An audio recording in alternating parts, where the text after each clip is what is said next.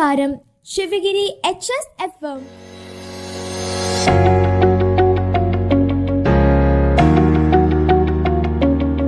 പോയ വാരത്തിലെ വിശേഷങ്ങൾ അവതരിപ്പിക്കുന്നത് അനോന, സിദ്ധു, ശില്പ, യുവിക.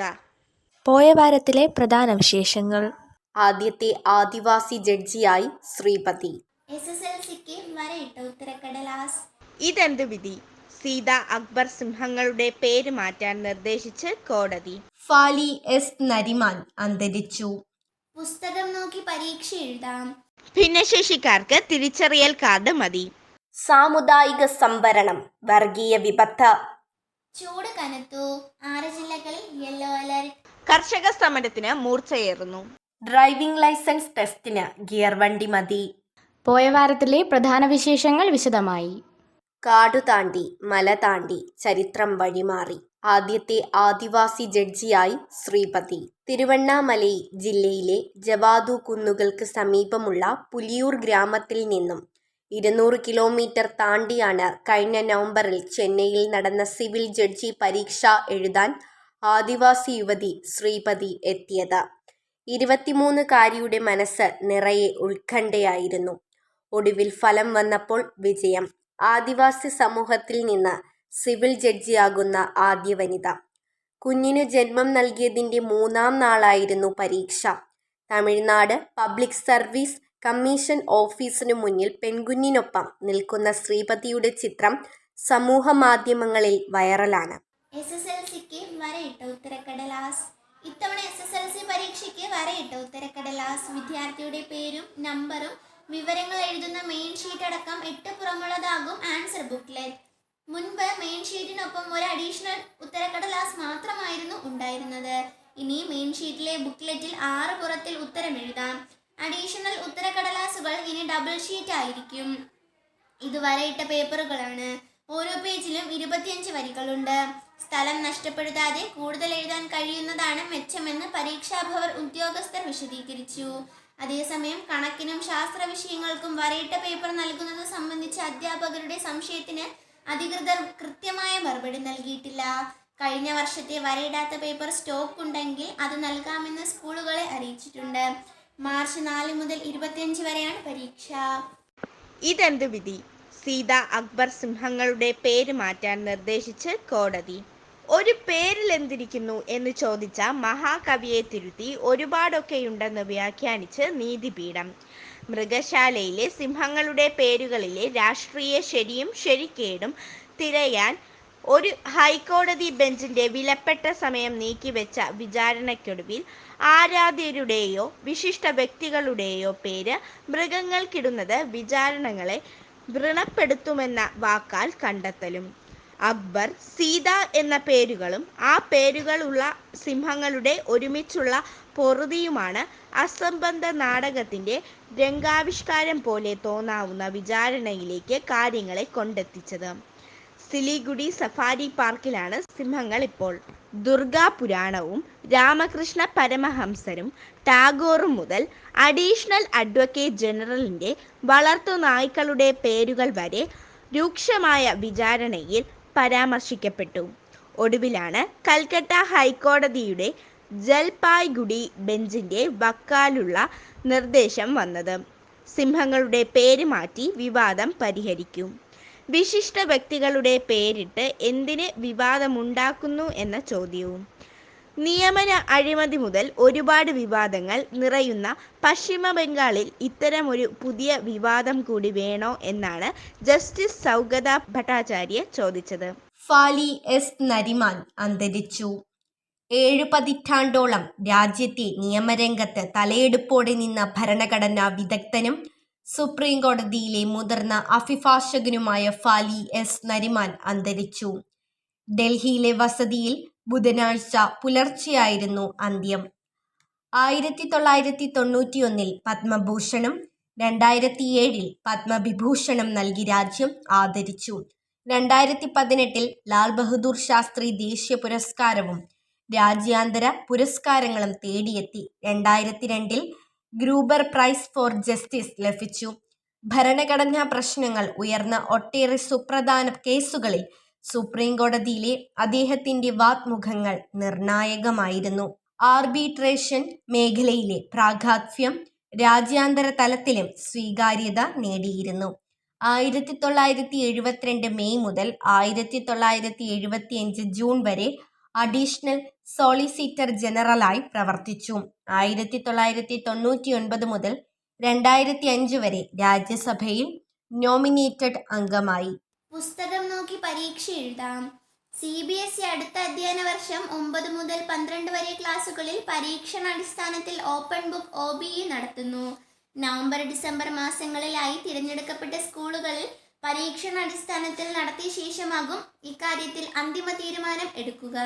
എന്നാൽ 10-12 ബോർഡ് പരീക്ഷകളിൽ ഇത് നടപ്പാക്കാൻ തീരുമാനമെടുത്തിട്ടില്ലെന്നും അധികൃതർ വ്യക്തമാക്കി. 9-10 ക്ലാസുകളിൽ ഇംഗ്ലീഷ്, സയൻസ്, കണക്ക് എന്നീ വിഷയങ്ങളിലും 11-12 ക്ലാസുകളിൽ ഇംഗ്ലീഷ്, ബയോളജി, കണക്ക് എന്നീ വിഷയങ്ങളിലും ഇത്തരത്തിൽ പരീക്ഷ നടത്താനാകും. മാനദണ്ഡങ്ങൾ ജൂണിൽ തയ്യാറാക്കും. ഓപ്പൺ ബുക്ക് പരീക്ഷയുടെ സാധ്യതകൾ പരിഗണിക്കണമെന്ന് പുതിയ ദേശീയ കരിക്കുലം ഫ്രെയിംവർക്കിൽ നിർദ്ദേശമുണ്ട്. തുടർന്ന് CBSE കരിക്കുലം കമ്മിറ്റിയുടെ ശുപാർശയ്ക്ക് ഡിസംബറിൽ ചേർന്ന ഗവേഷണിംഗ് കൗൺസിൽ യോഗം അംഗീകാരം നൽകി. പൂർത്തിയാക്കാൻ വേണ്ടിവരുന്ന സമയം, മൂല്യനിർണ്ണയത്തിന്റെ സാധ്യതകൾ, സ്കൂളുകളുടെ വിലയിരുത്തൽ എന്നിവയെല്ലാം അറിയാനാണ് പരീക്ഷണാടിസ്ഥാനത്തിൽ പരീക്ഷ നടത്തുന്നത്. ഭിന്നശേഷിക്കാർക്ക് തിരിച്ചറിയൽ കാർഡ് മതി. ഭിന്നശേഷിക്കാരായ കുട്ടികൾക്ക് പരീക്ഷാനുകൂല്യങ്ങൾ നൽകാൻ കേന്ദ്ര സർക്കാർ നിശ്ചയിച്ച മാനദണ്ഡം ഒടുവിൽ പൊതുവിദ്യാഭ്യാസ വകുപ്പ് അംഗീകരിച്ചു. ഇതോടെ ഭിന്നശേഷിക്കാർക്കുള്ള ഏകീകൃത തിരിച്ചറിയൽ കാർഡ് ഉപയോഗിച്ച് കുട്ടികൾക്ക് SSLC അടക്കമുള്ള പൊതുപരീക്ഷകളും മത്സര പരീക്ഷകളും എഴുതാം. മെഡിക്കൽ ബോർഡ് സർട്ടിഫിക്കറ്റ് കൈവശമുണ്ടെങ്കിൽ അതും ഉപയോഗിക്കാം. സാമുദായിക സംവരണം, വർഗീയ വിപത്ത്. +1 പുസ്തകത്തിൽ നിയമവിരുദ്ധ പരാമർശം. രാജ്യത്തെ പിന്നാക്ക പട്ടിക ജനവിഭാഗങ്ങൾക്ക് ഭരണഘടന വ്യവസ്ഥ ചെയ്യുന്ന സാമുദായിക സംവരണം വർഗീയ വിപത്തെന്ന +1 പാഠപുസ്തകത്തിൽ വിവരണം. ഇതിന് പരിഹാരം സാമ്പത്തിക സംവരണമാണെന്നും +1 സ്റ്റേറ്റ് സിലബസിൽപ്പെട്ട ഹ്യൂമാനിറ്റീസ് ഗ്രൂപ്പിലെ സാമൂഹ്യ പ്രവർത്തനം എന്ന വിഷയത്തിലെ പാഠഭാഗത്തിൽ പറയുന്നു. പൊതുവിദ്യാഭ്യാസ വകുപ്പിനു വേണ്ടി SCERT 2019 തയ്യാറാക്കിയ ഈ പാഠഭാഗം സോഷ്യൽ വർക്ക് വിഷയം ഓപ്ഷനായി എടുത്ത കുട്ടികൾ നിർബന്ധമായും പഠിക്കേണ്ടതാണ്. ഇംഗ്ലീഷ് മലയാളം മീഡിയം കുട്ടികളെ കഴിഞ്ഞ 5 വർഷമായി ഇത് പഠിപ്പിക്കുന്നു. വർഗീയതയുടെ പരിണിത ഫലങ്ങളെക്കുറിച്ചാണ് പാഠഭാഗത്തിൽ ആദ്യം വിവരിക്കുന്നത്. വർഗീയത മൂലം സാമൂഹിക ഐക്യം തകരാറിലായേക്കാമെന്നും സാമുദായിക സംഘടനകൾ സാമൂഹ്യ സാംസ്കാരിക വികസനത്തിന് ഭീഷണിയാകുമെന്നും പറയുന്നു. അക്രമവും സാമൂഹ്യ അരാജകത്വവും സമൂഹത്തിൽ മുന്നിട്ട് നിൽക്കും. ലഹളകൾ സ്ത്രീകളെയും കുട്ടികളെയുമാണ് കൂടുതൽ ബാധിക്കുന്നത്. ഇത് ജനങ്ങൾക്കിടയിൽ ഭയവും ഇച്ഛാഭംഗവും സൃഷ്ടിക്കും. വർഗീയ സംഘർഷങ്ങളുടെ മറവിൽ സാമൂഹ്യ വിരുദ്ധ പ്രവർത്തനങ്ങൾ നടമാടുമെന്നും മുന്നറിയിപ്പ് നൽകുന്നു. ചൂട് കനത്തു. 6 ജില്ലകളിൽ യെല്ലോ അലർട്ട്. കനത്ത ചൂടിനെ തുടർന്ന് സംസ്ഥാനത്ത് 6 ജില്ലകളിൽ യെല്ലോ അലർട്ട് പ്രഖ്യാപിച്ചു. കൊല്ലം, ആലപ്പുഴ, കോട്ടയം, തൃശൂർ, പാലക്കാട്, കോഴിക്കോട് എന്നീ ജില്ലകളിലാണ് മുന്നറിയിപ്പ്. കൊല്ലത്ത് 37°C മറ്റു ജില്ലകളിൽ 36°C വരെ താപനില ഉയർന്നേക്കാം. വരും ദിവസങ്ങളിലും 2-3°C വരെ താപനില സംസ്ഥാനത്ത് ഉയർന്നേക്കാം. ചൊവ്വ, ബുധൻ ദിവസങ്ങളിൽ ചിലയിടങ്ങളിൽ ചെറിയ തോതിൽ മഴ ലഭിച്ചെങ്കിലും ഇന്നലെ അതുണ്ടായില്ല. എന്നാൽ ഞായർ വരെ മധ്യ തെക്കൻ ജില്ലകളിൽ വളരെ കുറച്ച് സ്ഥലങ്ങളിൽ ചെറിയ മഴ ലഭിച്ചേക്കുമെന്നാണ് കാലാവസ്ഥാ വിദഗ്ധർ പറയുന്നത്. കർഷക സമരത്തിന് മൂർച്ചയേറുന്നു. ഡൽഹി ചലോ മാർച്ചിനു നേരെയുള്ള പോലീസ് നടപടികൾ പ്രതിഷേധം കടുപ്പിക്കാൻ കർഷക സംഘടനകൾ. ഇപ്പോൾ സമരത്തിലുള്ള സംഘടനകൾക്കു പുറമെ കർഷക കൂട്ടായ്മയായ സംയുക്ത കിസാൻ മോർച്ചയും പ്രതിഷേധത്തിന് മൂർച്ച കൂട്ടി രംഗത്ത് വന്നു. യുവ കർഷകൻ ശുഭ്കരൺ സിംഗ് കൊലപ്പെട്ടതിനെ തുടർന്നാണിത്. വെള്ളിയാഴ്ച രാജ്യവ്യാപകമായി കരിദിനം ആചരിക്കാനും 26-ന് ട്രാക്ടർ റാലി നടത്താനും ഛത്തീസ്ഗഡിൽ ചേർന്ന സംയുക്ത കിസാൻ മോർച്ച SKM യോഗം തീരുമാനിച്ചു. രാജ്യത്തെ കർഷക സംഘടനകളെ ഒന്നിപ്പിക്കാൻ മുന്നിട്ടിറങ്ങുമെന്നും പ്രഖ്യാപിച്ചു. ഡ്രൈവിംഗ് ലൈസൻസ് ടെസ്റ്റിന് ഗിയർ വണ്ടി മതി. സംസ്ഥാനത്ത് ഡ്രൈവിംഗ് ലൈസൻസ് കിട്ടാൻ ഗിയറുള്ള വാഹനം തന്നെ ഓടിച്ച് കാണിക്കണമെന്നതടക്കം ടെസ്റ്റ് അടിമുടി പരിഷ്കരിച്ച് മോട്ടോർ വാഹന വകുപ്പ് ഉത്തരവിറക്കി. കാർ അടക്കം ലൈറ്റ് മോട്ടോർ വാഹനങ്ങളുടെ ലൈസൻസിന് എച്ച് ഒഴിവാക്കി പകരം സിക്സാക്ക് ഉള്ള ട്രാക്കിൽ ഓടിച്ചു കാണിക്കണം. മെയ് 1 മുതൽ നിലവിൽ വരും. ഓട്ടോമാറ്റിക് ഗിയർ, ഓട്ടോമാറ്റിക് ട്രാൻസ്മിഷനുള്ള വാഹനങ്ങൾ, ഇലക്ട്രിക് വാഹനങ്ങൾ എന്നിവ ഡ്രൈവിംഗ് ടെസ്റ്റിന് പാടില്ല. മോട്ടോർ സൈക്കിൾ വിത്ത് ഗിയർ വിഭാഗത്തിൽ കാലുകൊണ്ട് പ്രവർത്തിപ്പിക്കാനാവുന്ന ഗിയറുള്ള 99 cc മുകളിലുള്ള വണ്ടിയായിരിക്കണം. ഹാൻഡിൽ ബാറിൽ ഗിയറുള്ളത് പാടില്ല.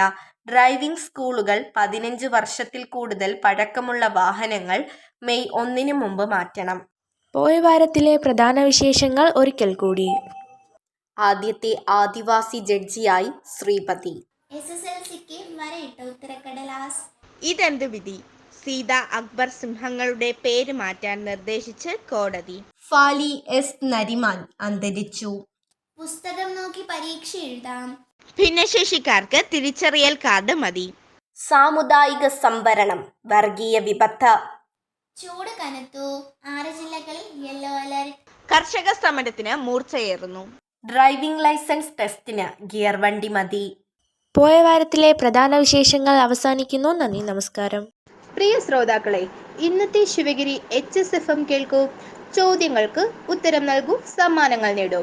ഉത്തരങ്ങൾ അയക്കേണ്ട വാട്സപ്പ് നമ്പർ 94 97 26 72 72. ശിവഗിരി HSFM 132ാമത് ആഴ്ചയിൽ നടത്തിയ ചോദ്യോത്തരത്തിൽ വിജയിയായത് 6ാം ക്ലാസ് D ഡിവിഷനിലെ അശ്വന് ശിവഗിരി HSFMന്റെ അഭിനന്ദനങ്ങൾ.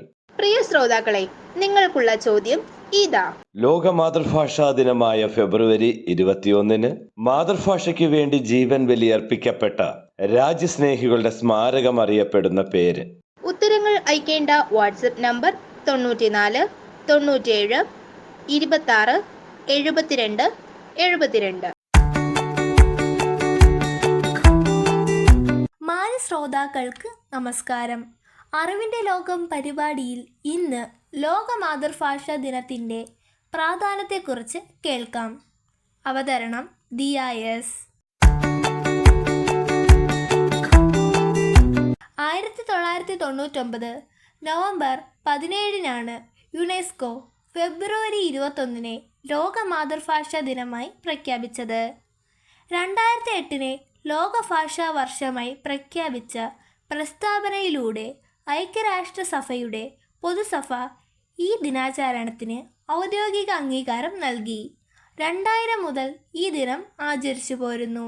ഏതൊരു സമൂഹത്തിൻ്റെയും സാംസ്കാരിക പൈതൃകം മാതൃഭാഷയുമായി അഭേദ്യമായി ബന്ധപ്പെട്ടിരിക്കുന്നു.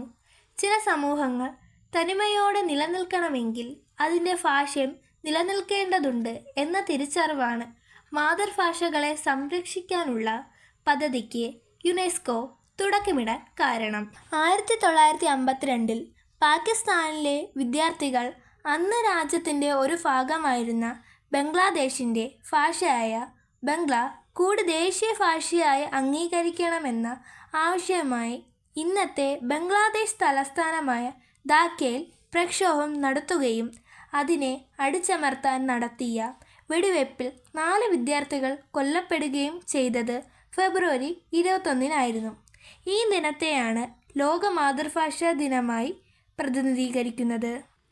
മാതൃഭാഷയ്ക്ക് വേണ്ടി ജീവൻ ബലിയർപ്പിക്കപ്പെട്ട ഈ രാജ്യസ്നേഹികളുടെ സ്മാരകം ഷഹീദ് മിനാർ ഈ ദിനത്തിൽ പുഷ്പങ്ങൾ അർപ്പിച്ച് ഇവരെ ആദരിക്കുന്നു. ആസ്ട്രേലിയയിൽ സിഡ്നിയിലെ ആഷ്ഫീൽഡ് പാർക്കിലും ഒരു ലോക മാതൃഭാഷാ ദിന സ്മാരകമുണ്ട്. ഫെബ്രുവരി 21 രക്തസാക്ഷികളെ സ്മരിക്കുന്നു എന്ന് ഇംഗ്ലീഷിലും ബംഗ്ലാ ഭാഷയിലും ഇതിൽ എഴുതി വച്ചിട്ടുണ്ട്. ലോകം മുഴുവനുള്ള ഓരോ മനുഷ്യനും അവരുടെ സാംസ്കാരിക പൈതൃകത്തെ മുറുകെ പിടിക്കാൻ മാതൃഭാഷയുടെ പിൻബലം കൂടിയേ തീരൂ എന്ന തിരിച്ചറിവ് നാം ഓരോരുത്തർക്കും ഉണ്ടാവണം. അടുത്ത ശനിയാഴ്ച ഉച്ചയ്ക്ക് 2 മണിക്ക് കൂടുതൽ വിശേഷങ്ങളുമായി വീണ്ടും ഞങ്ങളെത്തും. ഇന്നത്തെ ശിവഗിരി HSFM വിശേഷങ്ങൾ അവസാനിച്ചു. നന്ദി.